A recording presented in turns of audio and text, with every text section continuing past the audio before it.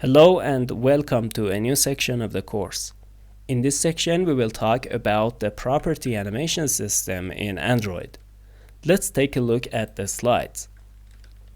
The property animation system was introduced to Android in API 11.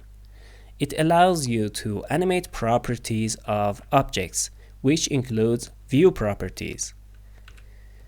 So the first class that we deal with in this system is value animator. This class allows you to animate values of some type for the duration of an animation.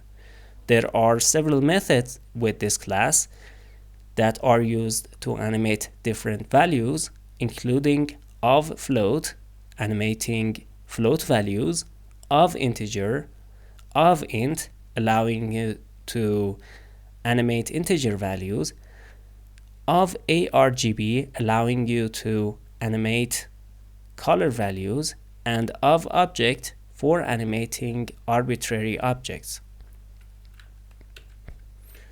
Then we have the object animator class that is used to animate some property of some object.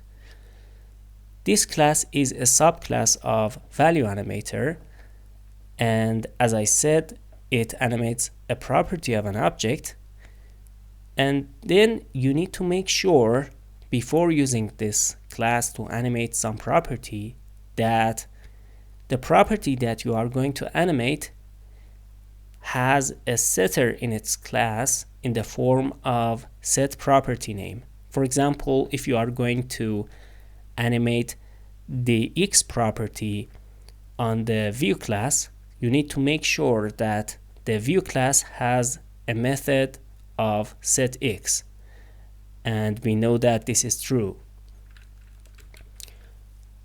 There are some code examples showing you how to use object animator.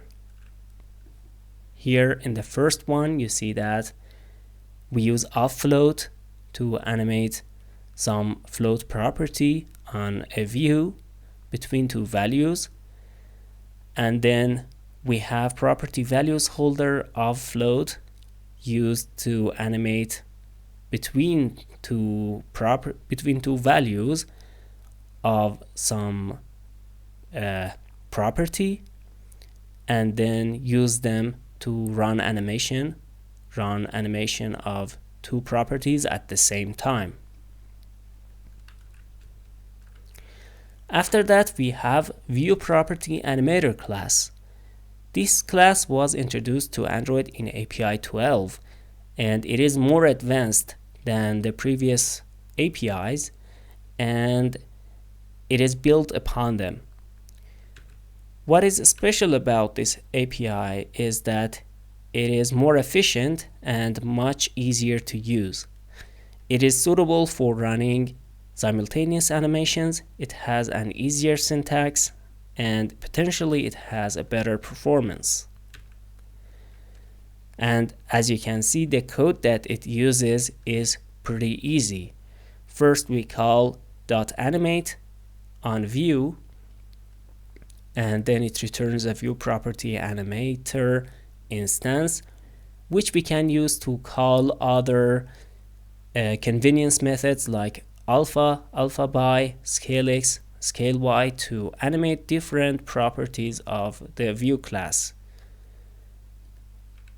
And that's it. After this brief introduction, we are ready to dive into code and see how we can create nice animations for Android using the ViewProperty animation system.